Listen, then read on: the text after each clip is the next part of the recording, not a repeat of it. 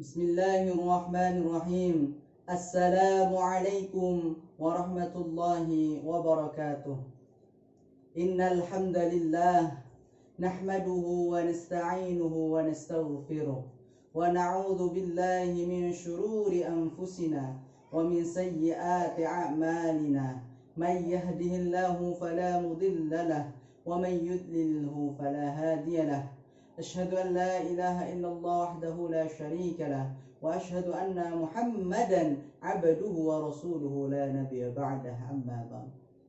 Para hadirin jamaah online yang dimuliakan Allah Subhanahu wa taala, marilah kita panjatkan puja dan puji syukur kehadirat Allah Subhanahu wa taala, yang mana Allah Subhanahu wa taala memberikan kita nikmat sehat, nikmat iman, nikmat Islam, sehingga kita bisa beribadah dengan khusyuk dan nikmat. Alhamdulillah.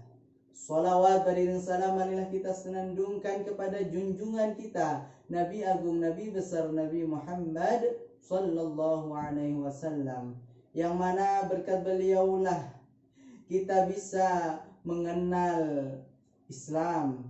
Berkat beliaulah kita bisa mengetahui cara ibadah yang baik. Berkat beliaulah kita bisa mengetahui siapa Tuhan kita, Allah Subhanahu wa ta'ala. Baik, pada kesempatan kali ini saya akan menjelaskan atau mengulas sedikit tentang hikmah bersuci.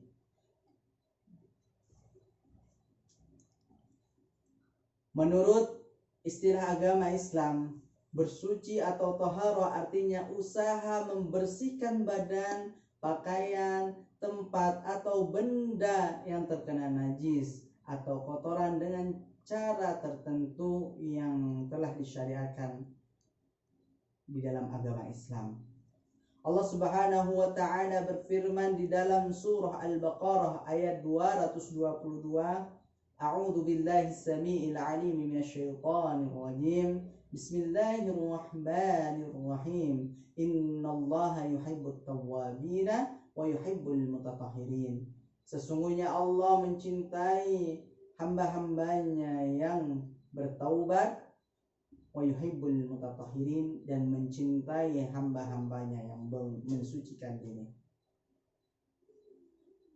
Bersuci hukumnya wajib bila berkenaan dengan ibadah wajib. Seperti contoh wudhu.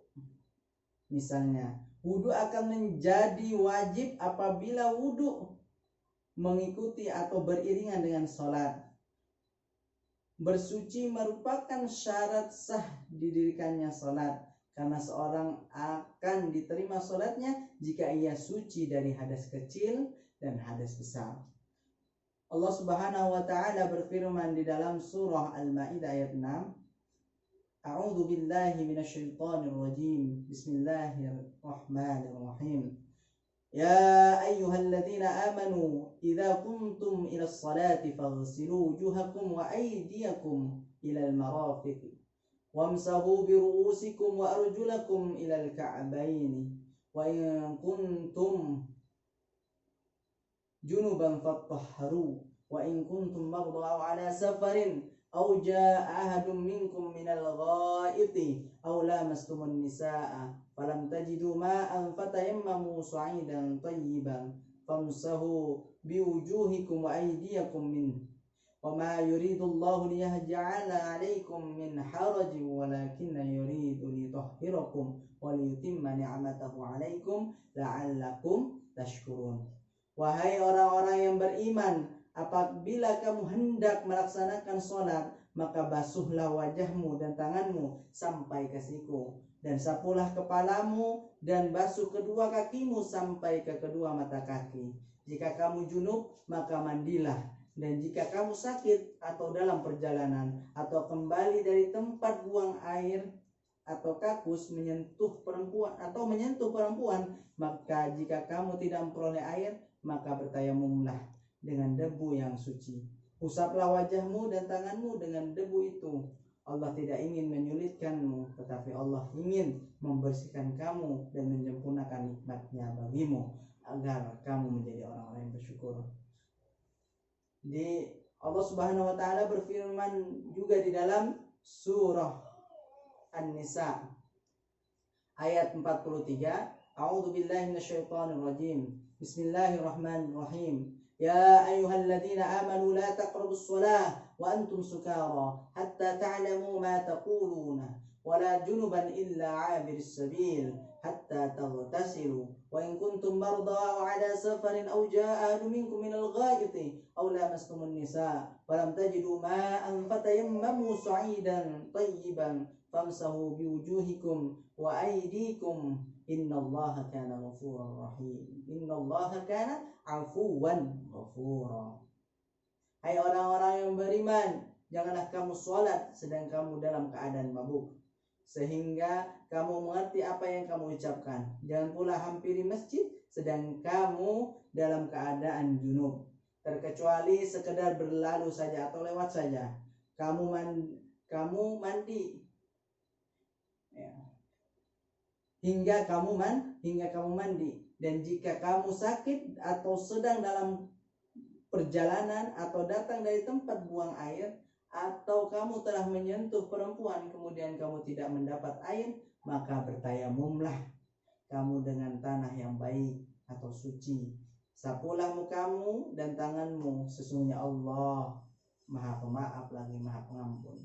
Dari dua ayat tersebut di atas, Allah Subhanahu wa taala ingin menjelaskan kepada kita bagaimana tata cara berwudu, sebagaimana yang telah kita amalkan dalam kehidupan sehari-hari, yaitu dengan mengusap muka, membasuh muka, membasuh tangan sampai ke sikut, kemudian membasuh sebagian kepala dan membasuh kaki sampai mata kaki.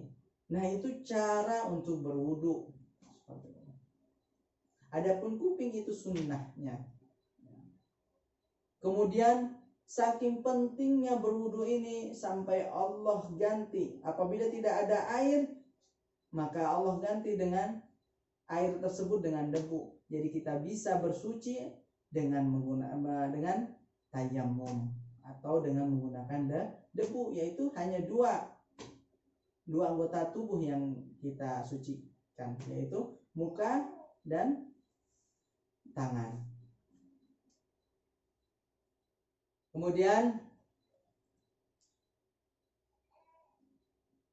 di dalam hadis Rasulullah SAW bersabda, miftahus shalah at-tahur wa tahrimuha at-takbir wa tahliluha at-taslim. Rasulullah SAW bersabda dalam hadis, kunci salat yaitu adalah bersuci. Pembukaan salat adalah takbir dan penutup salat adalah salam. Hadis riwayat Daud, At-Tirmidzi dan Ibnu Majah. Dan di dalam hadis yang lain Rasulullah SAW bersabda, la yaqbalullahu salata bighairi tuhur. Allah tidak akan menerima salat seseorang kecuali dalam keadaan bersuci atau tanpa bersuci. Jadi tidak akan diterima kecuali tidak akan diterima salat seseorang tanpa bersuci. Artinya apa? Kita harus bersuci ketika hendak bersalat. Muttafaq alaih. Hadirin yang berbahagia, pada fitrahnya manusia cinta kebersihan, namun terkadang manusia sering mengingkarinya. Padahal orang yang selalu membersihkan diri akan disukai Allah Subhanahu wa taala. Sebagaimana firman Allah Subhanahu wa taala di atas, innallaha yuhibbut tawwabina wa yuhibbul mutatahhirin. Sesungguhnya Allah Subhanahu wa taala mencintai hamba-hambanya yang bertaubat dan mensucikan dirinya. Pada dasarnya hadas itu dibagi dua bagian, yaitu hadas kecil dan hadas besar. Hadas kecil adalah hadas yang akan hilang dengan berwudu, dan hadas besar adalah hadas yang akan hilang dengan mandi besar. Setiap apa yang diperintahkan Allah pasti membawa hikmah yang dapat diambil oleh manusia. Hikmah bersuci sangat banyak sekali, dan Bapak akan memfokuskan terhadap hikmah berwudu. Yang pertama hikmahnya adalah menghilangkan dosa dan mengangkat derajat di surga. Wudu adalah amalan ringan, tapi pengaruhnya sangat luar biasa untuk diri kita. Selain menghapus dosa-dosa kita, selain menghapus dosa-dosa kecil, wudu juga mengangkat derajat dan kedudukan seorang dalam surga Allah Subhanahu wa taala kelak. Dalam hadis riwayat Al-Imam Muslim dari Abu Hurairah radhiyallahu anhu, Rasulullah sallallahu alaihi wasallam bersabda, "Ala adullukum ala ma yamhullahu bihi al-khataya wa yarfa'u bihi ad-darajati?" Qalu bala ya Rasulullah. Qala isbaghul wudu' ala al-makarihi wa kasratul khuta ila al-masajid wa intidharu as-salati ba'da as-salati fadzalikumur ribat. Maukah kalian aku tunjukkan tentang sesuatu amalan yang dengannya Allah menghapuskan dosa-dosa dan mengangkat derajat? Mereka berkata, mau wahai Rasulullah. Beliau bersabda, amalan itu adalah menyempurnakan wudhu di waktu yang tak menyenangkan. Banyaknya langkah menuju masjid dan menunggu sholat setelah menunaikan sholat. Itulah pos-pos penjagaan dari maksiat. Hadirin jemaah yang dicintai Allah Subhanahu wa taala. Begitu istimewanya wudu dalam kehidupan kita. Sehingga Allah akan menghapuskan dosa-dosa kita. Semakin kita rajin menjaga wudu, maka Allah akan bersihkan dosa, mengurangi atau menggugurkan dosa-dosa kita. Bukan hanya wudu, ketika kita berjalan ke masjid untuk sholat, Allah juga akan menghapuskan dosa-dosa kita sesuai dengan langkah kaki kita ke masjid. Begitu juga ketika kita menunggu waktu sholat, tidak langsung pulang tapi menunggu waktu sholat sampai bertemu sholat selanjutnya. Yang kedua, tanda sebagai umat Nabi Shallallahu Alaihi Wasallam. Hikmah yang kedua adalah sebagai tanda sebagai umat Nabi Shallallahu Alaihi Wasallam. Nabi Shallallahu Alaihi Wasallam telah mengabarkan bahwa beliau akan mengenali umatnya di padang mahsyar dengan adanya cahaya pada anggota tubuhnya. Mereka bisa bercahaya karena apa? Karena pengaruh wudu di dunia. Dalam hadis riwayat Imam Muslim dari Abu Hurairah radhiyallahu anhu berkata, Rasulullah sallallahu alaihi wasallam bersabda, yang artinya Rasulullah sallallahu alaihi wasallam pernah mendatangi pekuburan seraya bersabda, semoga keselamatan bagi kalian wahai rumah kaum mukminin. Kami semua insya Allah akan berjumpa dengan kalian. Aku sangat ingin melihat saudara-saudara kami. Mereka para sahabat berkata, bukankah kami adalah saudara-saudaramu wahai Rasulullah SAW? Kata Rasul bersabda, kalian adalah para sahabatku, sedang saudara kami adalah orang-orang yang belum bertemu kami. Tetapi apa? Tetapi yang berselawat dan bersuci pada kami. Mereka berkata, bagaimana engkau mengenal orang-orang yang belum datang setelah kami dari kalangan umatmu wahai Rasulullah SAW? Rasulullah SAW bersabda, bagaimana pandanganmu jika seorang memiliki seekor kuda yang putih dan kakinya di antara kuda yang putih wajah dan kakinya,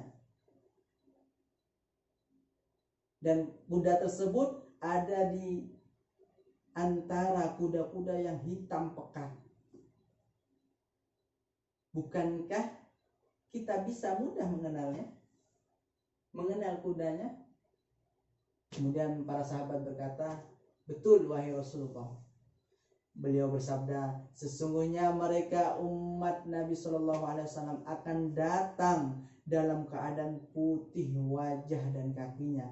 Karena apa? Karena berwudu. Sedang aku akan mendahului mereka menuju telaga. Ingatlah, sungguh akan terusir beberapa orang dari telagaku sebagaimana onta tersesat terusir.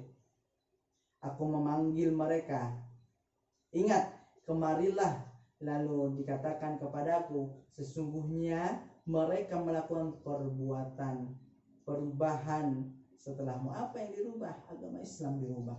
Maka orang Islam yang seperti ini, dia akan diusir oleh Rasulullah SAW kelak di akhirat.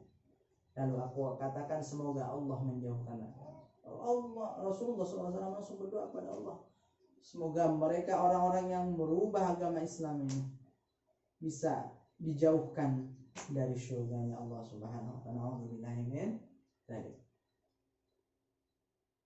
Dalam riwayat yang lain, Rasulullah SAW suatu hari melewati tempat pemakaman bersama para sahabat atas izin Allah Subhanahu wa ta'ala. Nabi Muhammad SAW dapat mendengar jerit tangis orang-orang yang ada di dalam kubur, sehingga beliau berhenti sejenak dan menitikkan air mata. Selanjutnya Nabi Muhammad SAW mengambil sebuah pelepah kurma dan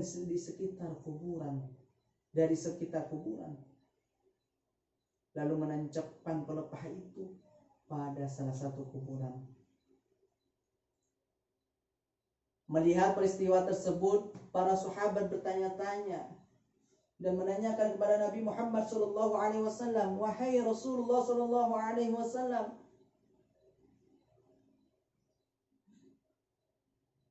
kenapa engkau bersedih dan menangis dan berhenti sejenak melewati kuburan tersebut? Rasulullah SAW bersabda, sesungguhnya aku mendengar jerit tangis umatku di dalam kubur karena siksa Allah Subhanahu wa ta'ala. Para sahabat bertanya lagi, kesalahan apakah yang dilakukan orang itu ya Rasulullah? Jawab Nabi Muhammad SAW, semasa hidupnya orang ini jika kencing atau buang air kecil tidak mau istinja atau bersuci, sehingga kulit dan pakaiannya yang selalu digunakannya dalam keadaan najis. Itulah siksa Allah Subhanahu wa ta'ala yang diberikan kepada kaumku yang tidak memperhatikan kebersihan dan kesuciannya. Oleh karena itu, hati-hatilah terhadap najis, karena Allah Subhanahu wa ta'ala tidak suka kepada orang-orang yang najis, orang-orang yang tidak mau bersuci, orang-orang yang kotor. Mendengar penjelasan Nabi Muhammad SAW tersebut, para sahabat semakin hati-hati dalam memelihara kebersihan dan kesucian badan, pakaian, dan tempat tinggalnya. Hadirin yang dimuliakan Allah Subhanahu wa ta'ala, dalam suatu riwayat ini untuk menegaskan atau memperkuat riwayat yang di atas tadi, bahwasanya orang yang datang ke masjid dalam keadaan berwudu sebelum berkumandangnya azan, maka kelak di hari kiamat, di hari penghisapan, yaumul hisab, orang tersebut akan mukanya akan memancarkan cahayanya seperti terangnya cahaya matahari. Dan orang yang bersuci atau berwudu datang ke masjid ketika azan berkumandang atau setelah azan berkumandang, maka cahayanya seperti cahaya bulan. Masya Allah. Itulah hikmah orang-orang yang berwudu dan hikmah kaum muslimin wal muslimat sebagai umatnya Nabi Muhammad SAW.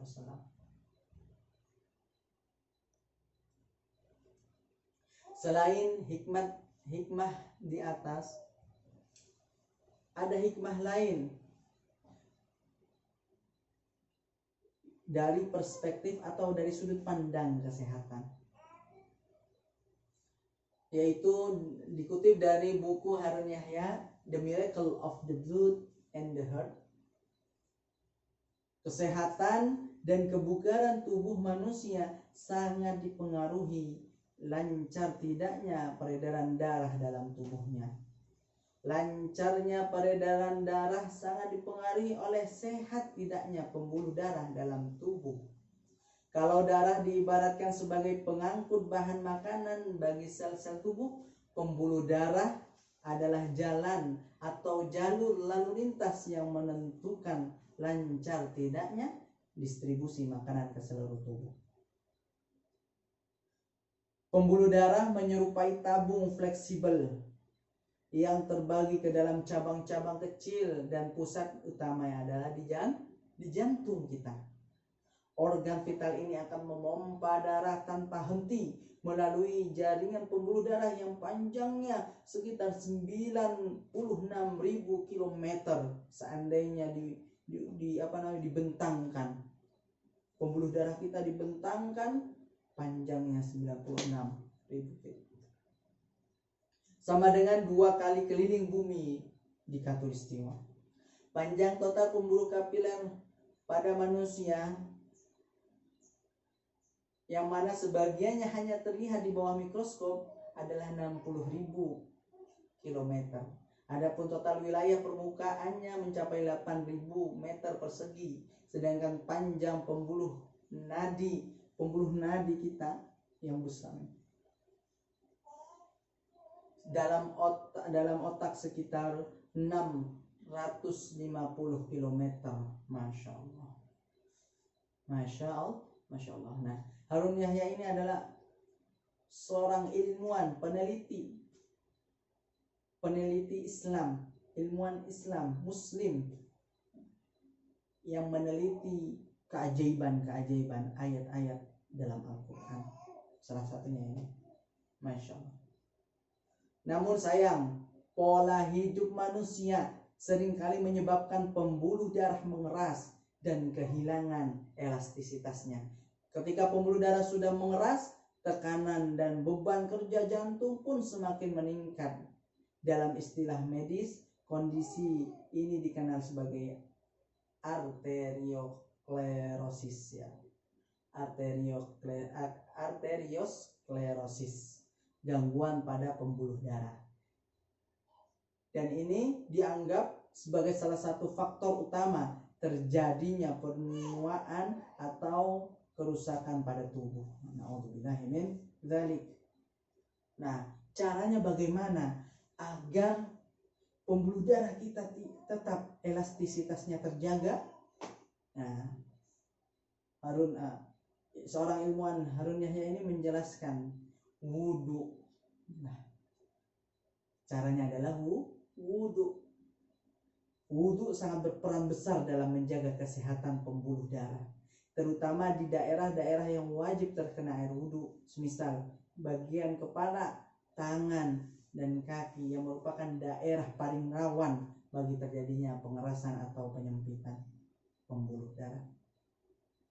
Kemudian air menjadi media bagi kulit yang kaya akan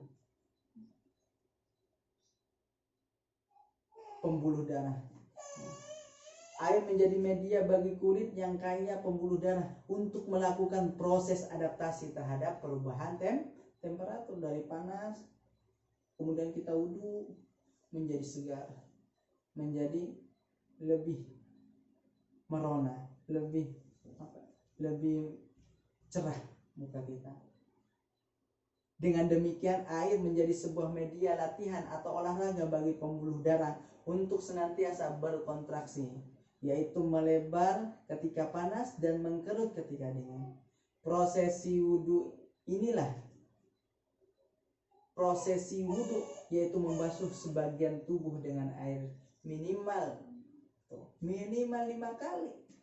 Menurut para ilmuwan, minimal 5 kali, Masya Allah. Sesuai yang kita amalkan, 5 kali. Minimal 5 kali dalam sholat. Kita sholat 5 waktu.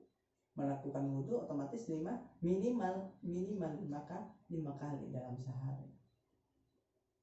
memastikan. Nah, ini bisa memastikan fleksibilitas pembuluh darah kita akan lancar dan pasokan nutrisi ke semua sel-sel tubuh akan sampai dengan lancar.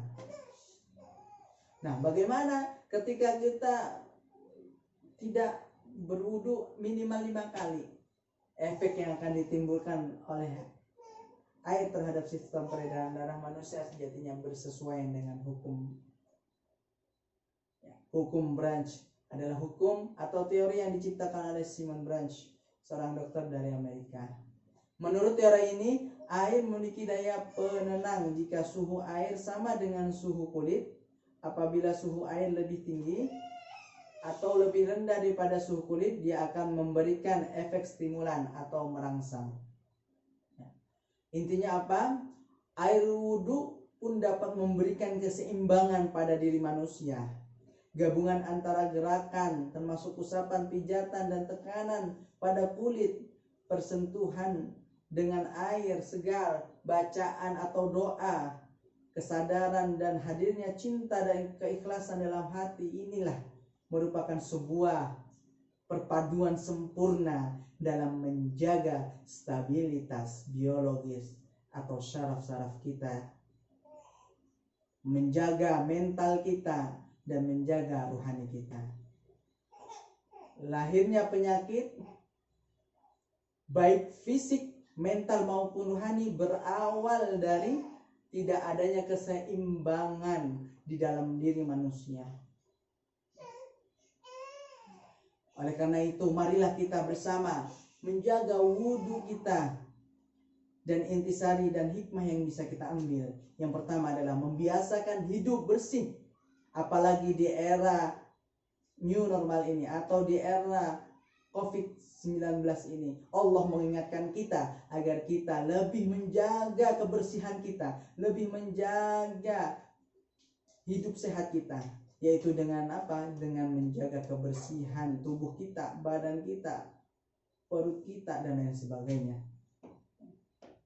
Agar kita tidak sembarangan memakan. Sebelum makan kita harus cuci tangan terlebih dulu. Ternyata telah Allah jelaskan jauh-jauh 14 abad yang lalu telah Allah jelaskan pentingnya bersuci dari kehidupan kita. Ya, yang pertama hikmah yang bisa kita ambil, membiasakan hidup bersih agar tubuh kita sehat, terhindar dari penyakit, khususnya penyakit kulit atau penyakit kelamin atau penyakit COVID-19 dan lain sebagainya. Yang kedua, bersuci juga mengandung hikmah, bukan hanya membersihkan anggota badan dari najis, tetapi juga membersihkan hati kita dari sifat takabur, iri hati, dan penyakit hati lainnya. Yang ketiga, memenuhi syarat-syarat dalam melaksanakan ibadah agar ibadah kita diterima oleh Allah Subhanahu wa Ta'ala. Dan yang terakhir, dengan bersuci kita akan selalu mengingat Allah dan selalu memperbarui keimanan kepada Allah, sehingga kita semua menjadi hamba-hamba Allah yang dicintai, ya, menjadi hamba-hamba Allah yang spesial di hadapannya. Mungkin ini saja yang dapat kami sampaikan, kurang lebihnya mohon maaf. Billahi taufiq wal hidayah wa ridha wal inayah. Astaghfirukum katsiran min jiladatil kalam. Mudah-mudahan bermanfaat bagi kehidupan kita sehari-hari. Billahi taufiq wal hidayah wa ridha wal inayah. Assalamu alaikum warahmatullahi taala wabarakatuh.